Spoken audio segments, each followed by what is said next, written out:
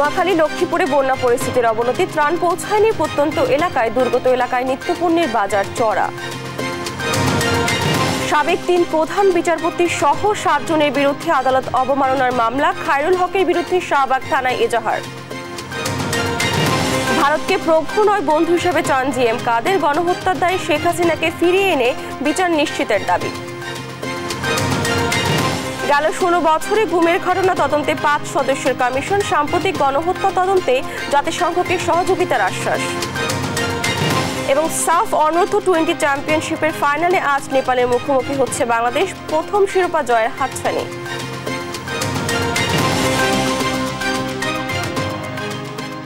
আমন্ত্রণ সংবাদ দুপুরে, দেখছিলেন শিরোনামগুলো, সঙ্গে আছি আমি ডানা ইসলাম। এবার থাকছে বিস্তারিত।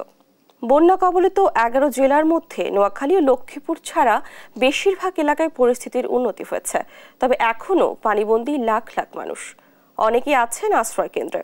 দুর্গত এলাকায় দেখা দিয়েছে খাদ্য বিশুদ্ধ পানির তীব্র সংকট।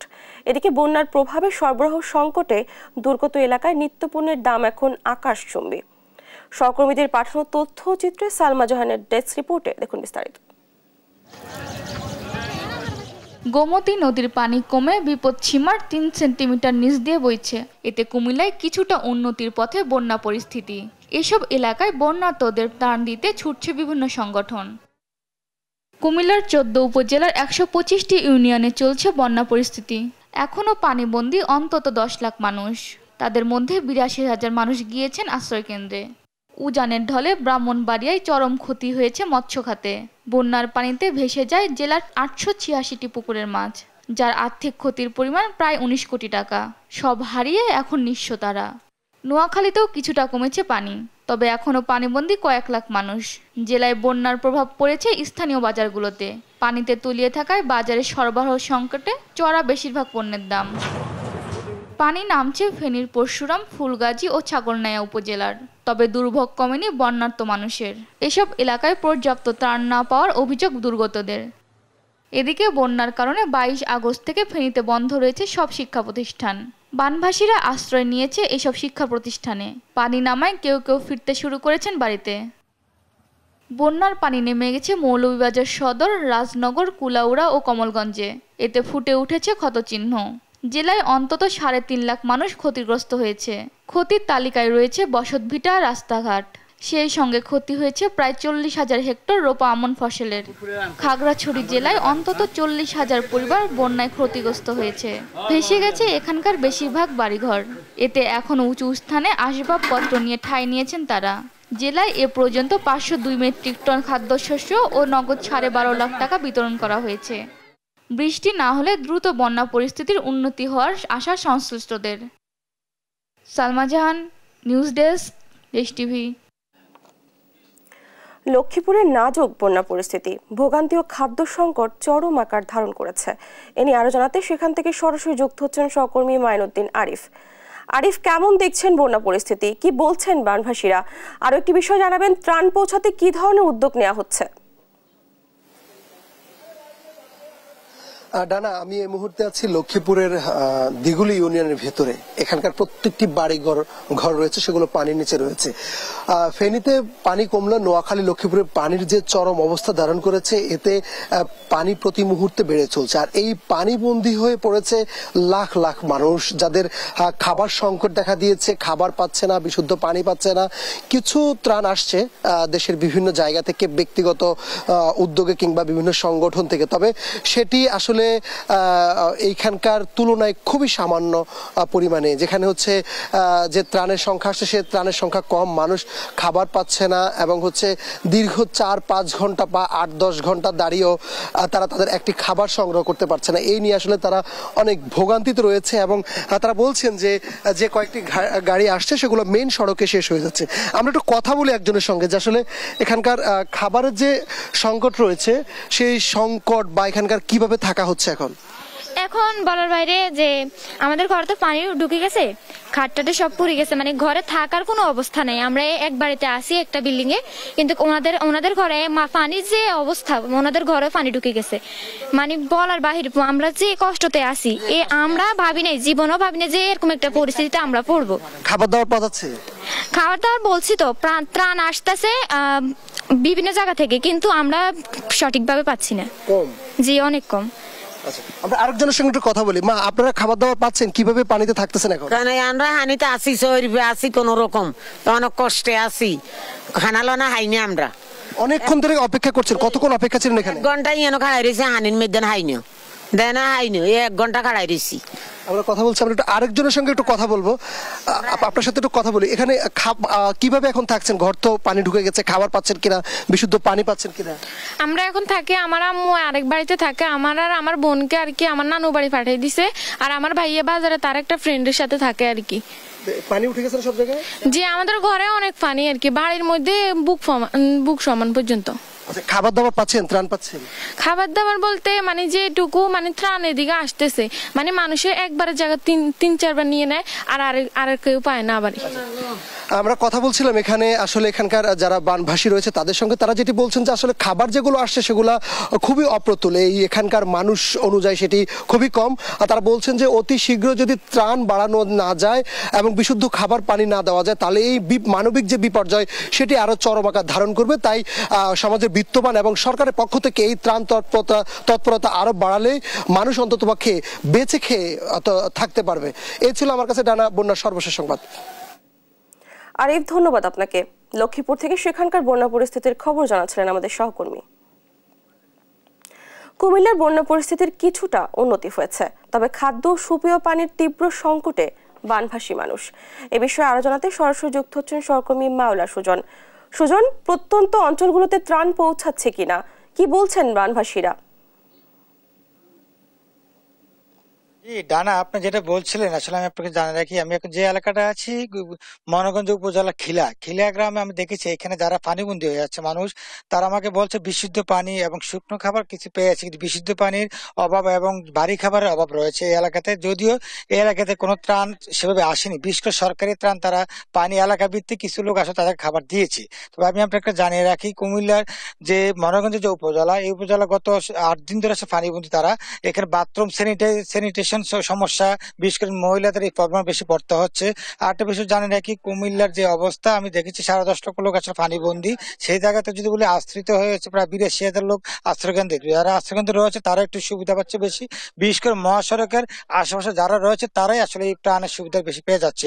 আরেকটা বিষয় হচ্ছে যে ওষুধের অনেক বেশি আসলে ঘাটতি দেখা দিয়েছে, এবং সেই ঘাটতি থেকে যদি বলি আসলে আমি একটা বিষয় জানিয়ে রাখি, আসলে আপনাদের যে অবস্থা সেই অবস্থার ক্ষেত্রে যদি কি ধরনের সমস্যা আমরা ফেস করছেন? আসলে আমাদের এখন মানে যে বিশুদ্ধ খাবার পানি, খাবার, এমনকি মানে যে ওষুধের একবারে কোনো ওষুধে পাওয়া যাচ্ছে না, এমনকি সবাই খুবই কষ্টে আছে। আর বিশেষ করে যারা ত্রাণ দেয় তারা আমাদের খিলাজি উচ্চ বিদ্যালয়ে এখানে একটা আশ্রয় কেন্দ্র আছে, ওখানে দিয়ে চলে যায়, কিন্তু হাইওয়ে থেকে তারা লোকাল রোডে ঢুকে না।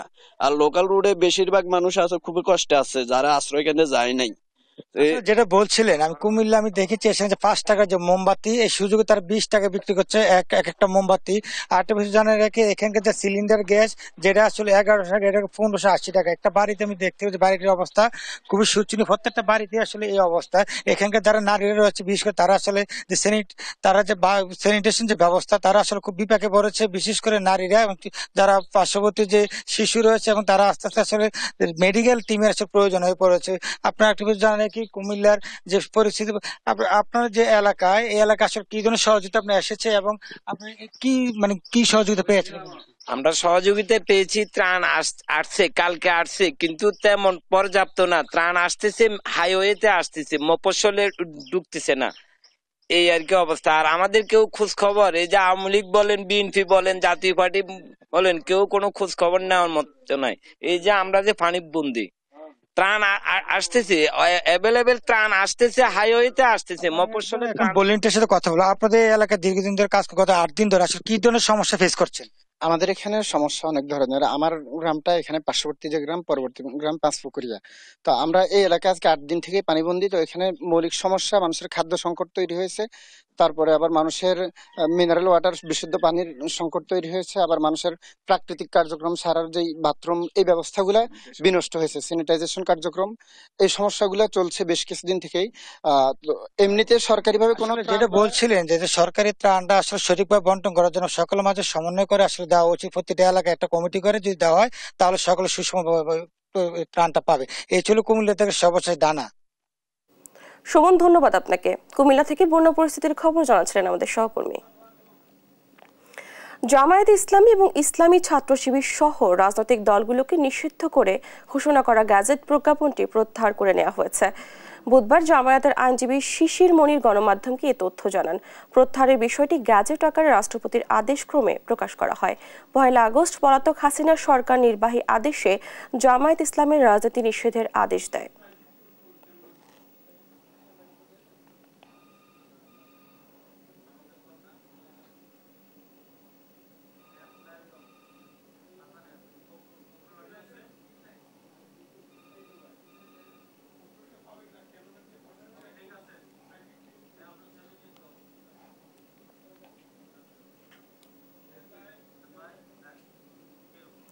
সাবেক 3 প্রধান বিচারপতি সহ আপিল বিভাগের 7 বিচারপতির বিরুদ্ধে আদালত অবমাননা মামলা করেছেন আইনজীবী ইউনুস আলী আকন্দ। সকালে সুপ্রিম কোর্টে এ তথ্য জানান তিনি। বিচারপতি ওবায়দুল হাসান, বিচারপতি সৈয়দ মাহমুদ হোসেন, বিচারপতি হাসান ফয়েজ সিদ্দিকী, বিচারপতি ইমান আলী, বিচারপতি মির্জা হোসেন হায়দার, বিচারপতি আবু বকর সিদ্দিকী ও বিচারপতি নুরুজ্জামানের বিরুদ্ধে আদালত অবমাননার অভিযোগ আনেন এই আইনজীবী। আগামী রোববার এ নিয়ে শুনানি হতে পারে। ইউনুস আলী আকন্দ অভিযোগ করেন, ক্ষমতা অপব্যবহার করে আইনগত এখতিয়ার বহির্ভূতভাবে অসাংবিধানিকভাবে আদালত অবমাননা আইন 1926 লঙ্ঘন করে কোনো শুনানির সুযোগ না দিয়ে তাকে শাস্তি দেওয়া হয়।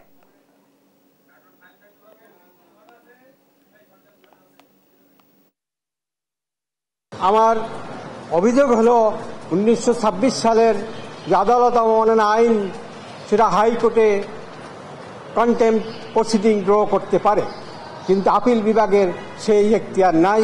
আমাদের সুপ্রিম কোর্টে আপিল বিভাগে হাইকোর্টের যে সমস্ত রায় হয় তার বিরুদ্ধে আপিল হয়। হাইকোর্ট যদি রায় দেয়, সেই রায়ের বিরুদ্ধে সরাসরি আপিল করা যায়।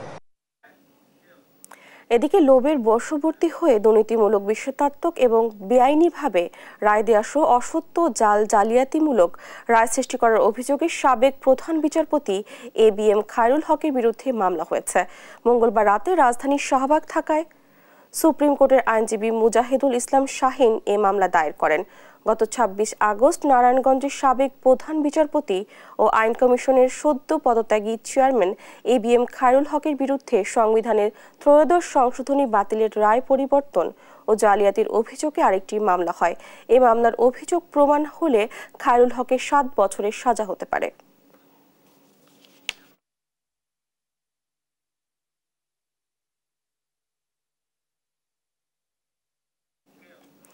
আদালত প্রাঙ্গণে কথা বলছেন জামায়াতে ইসলামের আইনজীবী শিশির মনির। সরাসরি চলে যাচ্ছে সেখানে। রিভিউ প্যানেল পেয়েছে, তাহলে তখনকার এই নিষিদ্ধের ভিত্তি কি? রিভিউ প্যানেলের এখানে মন্তব্য আছে যে ভিত্তিহীনভাবে তখন নিষিদ্ধ ঘোষণা করা হয়। আমরা যেটা আগেই বলেছিলাম যে আসলে এটি ছিল অসৎ উদ্দেশ্য প্রণোদিত, কোন রকম আইনি প্রক্রিয়া ফলো না করে হুইমজিক্যালি ইচ্ছাকৃতভাবে যখন তখন যা মনে হয়েছে তখনই তাই করা হয়েছিল। এই বিবেচনায় এই আদেশ আর টিকতে পারে না, সেই জন্যই প্রত্যাহার করে দিয়েছে।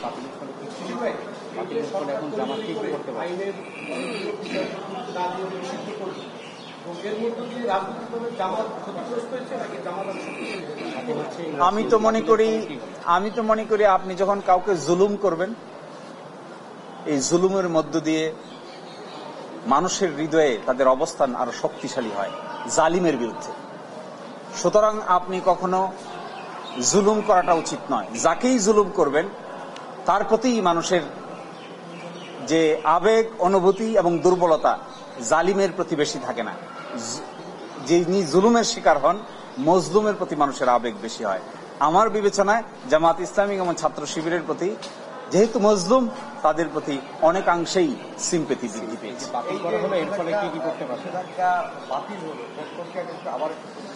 এই নিষেধাজ্ঞাটা বাতিল হওয়ার প্রক্রিয়ায় আমরা বাংলাদেশ জামায়াতে ইসলামীর সেক্রেটারি জেনারেল জনাব গোলাম পরোয়ারের স্বাক্ষরে একটি দরখাস্ত দায়ের করা হয় মাননীয় সচিব স্বরাষ্ট্র মন্ত্রণালয় বরাবরে। এই দরখাস্ত পাওয়ার পরে তারা গোয়েন্দা রিপোর্ট কল করেন। এই গোয়েন্দা রিপোর্টের মধ্যে বাংলাদেশের প্রতিষ্ঠিত সবগুলো গোয়েন্দা রিপোর্টে সেপারেট রিপোর্ট কল করা হয়। প্রত্যেকেই সেপারেট রিপোর্ট দায়ের করেন। তারপরে একটি রিভিউ প্যানেল গঠন করা হয় হোম মিনিস্ট্রিতে সিনিয়র সচিবের নেতৃত্বে 3 সদস্য বিশিষ্ট। আইনে বলা আছে 19 নম্বর ধারায় যে এভাবেই রিভিউ প্যানেল গঠন করতে হবে। সেই রিভিউ প্যানেল গঠন করা হয়, রিভিউ প্যানেলে পর্যালোচনা হয়, রিভিউ প্যানেলের সিদ্ধান্ত নেওয়া হয় যে যেহেতু কোনো কার্যকারণ খুঁজে পায়নি কেন নিষিদ্ধ করা হয়েছিল, সেই জন্য তারা এই নিষিদ্ধের আদেশ বাতিলের জন্য সুপারিশ করেন।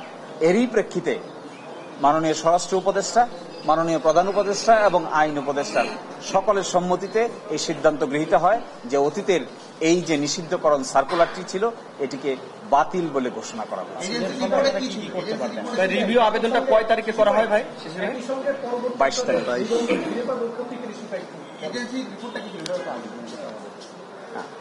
এজেন্সির রিপোর্ট।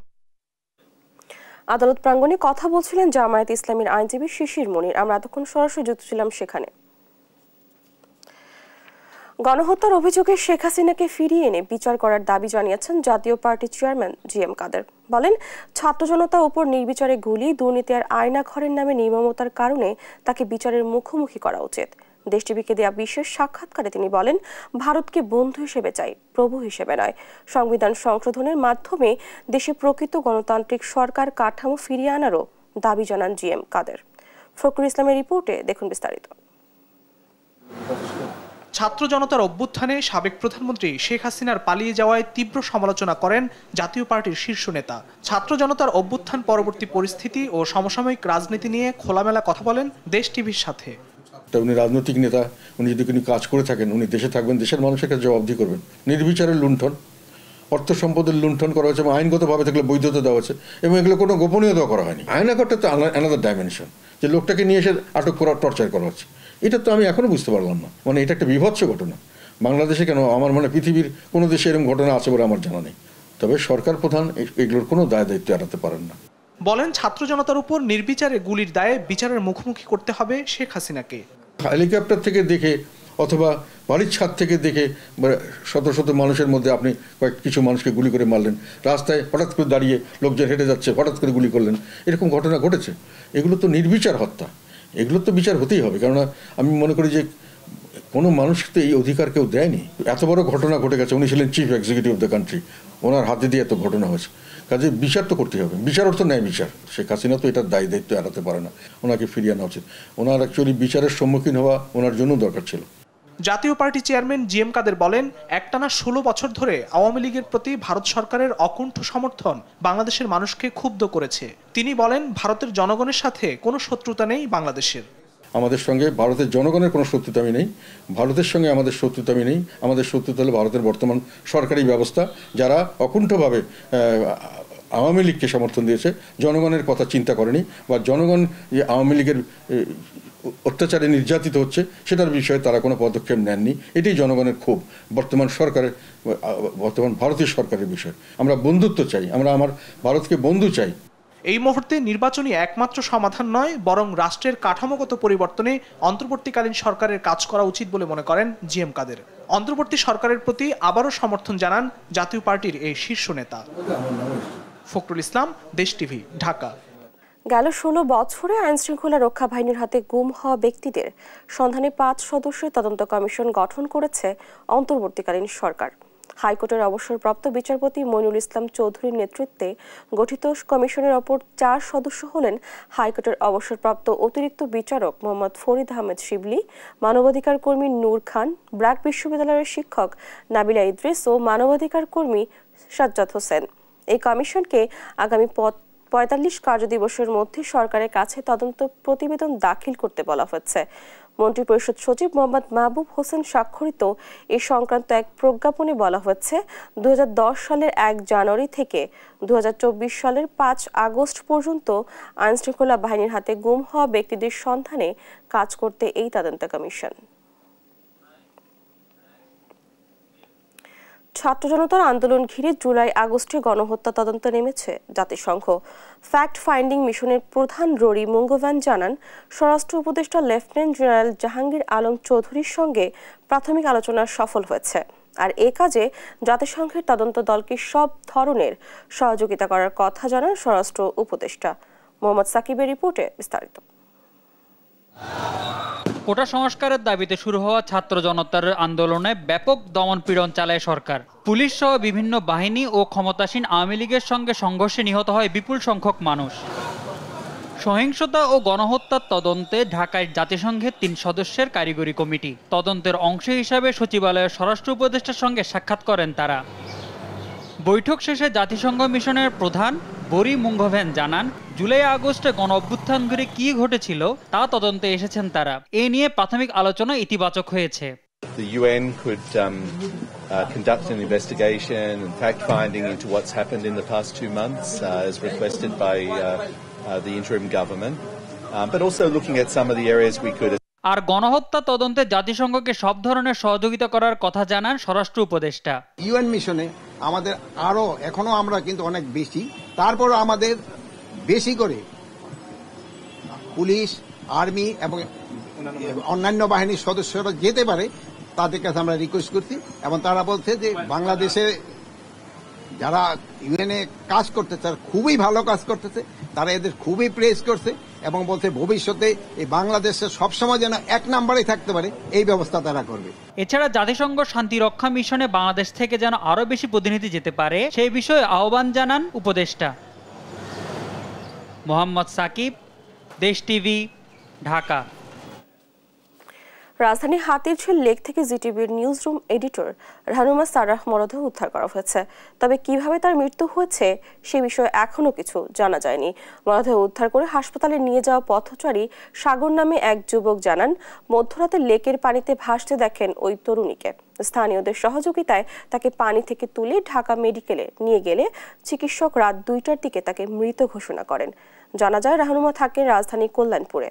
পারিবারিক সমস্যার কারণে মানসিকভাবে ভেঙে পড়েন তিনি। এই ছিল এখনকার সংবাদ দুপুর। পরে বুলেটিন দেখার আমন্ত্রণ রইল। এছাড়া দেশ টিভির সর্বশেষ সব খবর পেতে ভিজিট করুন www.desh.tv। ফেসবুকে আমাদের সঙ্গে যুক্ত থাকুন দেশ টিভি অথবা দেশ টেলিভিশন পেজে। সর্বশেষ সব ভিডিও পেতে ইউটিউবে আমাদের হ্যান্ডেল @দেশ টেলিভিশন অথবা @দেশ টিভি নিউজ থেকে সার্চ করুন। ধন্যবাদ সবাইকে।